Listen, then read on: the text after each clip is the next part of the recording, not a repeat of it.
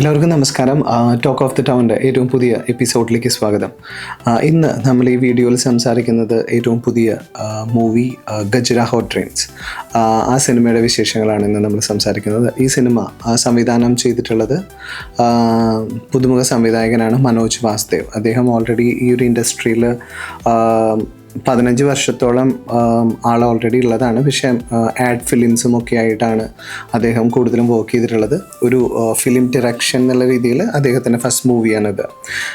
ഈ സിനിമയുടെ script work ചെയ്തിട്ടുള്ളത് നിങ്ങൾക്കറിയാം, സച്ചി സേതുട്ടി പോലത്തെ സേതു ആണ് ഈ സിനിമയുടെ സ്ക്രിപ്റ്റ് ചെയ്തിട്ടുള്ളത്.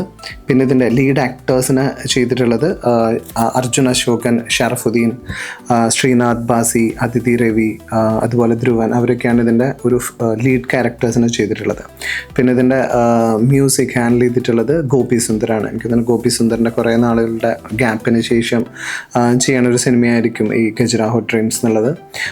ഈ സിനിമേനെ പറ്റി പറയാമെന്ന് വെച്ചിട്ടുണ്ടെങ്കിൽ ഇത് ബേസിക്കലി ഒരു റോഡ് മൂവിയാണ്. ഇവർ ഒരു 5 ഫ്രണ്ട്സ് കൂടി കേരളത്തിൽ നിന്ന് ഒരു ട്രിപ്പ് പോകുന്ന അതാണ് ഇതിൻ്റെ ഒരു ബേസിക് സ്റ്റോറി ലൈൻ എന്ന് പറയുന്നത്. അപ്പോൾ ഈ ഒരു സ്ഥലം ആണ് ഖജുരാഹോ എന്ന് പറയുന്നത്, മധ്യപ്രദേശിലെ ഖജുരാഹോ എന്നുള്ളത്. അതിലേക്കാണ് ഇവർ ഈ ട്രിപ്പ് പോണത്. അപ്പോൾ ആ സ്ഥലത്തിനെ കുറിച്ചിട്ടും അവിടുത്തെ ആചാരങ്ങളെ കുറിച്ചിട്ടും ഒക്കെ ഇവർക്കുള്ള ഒരു മിസ്അണ്ടർസ്റ്റാൻഡിങ്ങിൻ്റെ ഭാഗമായിട്ട് ഇവർ പ്ലാൻ ചെയ്തൊരു ട്രിപ്പാണ്. അപ്പോൾ അത് റിയൽ ആണോ എന്ന് അറിയാൻ വേണ്ടിയിട്ടാണ് ബേസിക്കലി ഇവർ ആ ട്രിപ്പ് പോണത്. അതാണ് ഇതിൻ്റെ ഒരു ബേസിക് സ്റ്റോറി ലൈൻ എന്ന് പറയുന്നത്. പക്ഷേ നമുക്ക് ഒരു തരത്തിലും ഒരു എൻഗേജ് ചെയ്യാത്ത ഒരു ഫിലിമായിട്ടാണ് നമുക്കിത് ഫീൽ ചെയ്യുന്നത്. കാരണം നമ്മളിത് ആ നോർമലി ഒരു റോഡ് മൂവിയിൽ നമുക്ക് ബേസിക്കലി ഉണ്ടാവുന്നത് എന്താണെന്ന് വെച്ചിട്ടുണ്ടെങ്കിൽ നമുക്കൊരു ട്രിപ്പ് പോകാനുള്ള ഒരു ഇതൊക്കെ നമുക്ക് തോന്നും. പക്ഷേ ഈ ഒരു മൂവി കണ്ടു കഴിഞ്ഞിട്ടുണ്ടെങ്കിൽ നമുക്ക് അങ്ങനത്തെ ഒരു ഫീലിങ്സേ ഇല്ല. കാരണം അതുപോലെ ക്യാരക്ടേഴ്സ് തമ്മിൽ കണക്ട് ആവാതെയും ഈ കഥ ഭയങ്കര എന്താ പറയുക, ഒരു രീതിയിലും കൺവിൻസ് ചെയ്യാത്ത രീതിയിലാണ് ഇതിൻ്റെ ഫുള്ള് നരേഷൻ പോയിക്കൊണ്ടിരിക്കുന്നത്.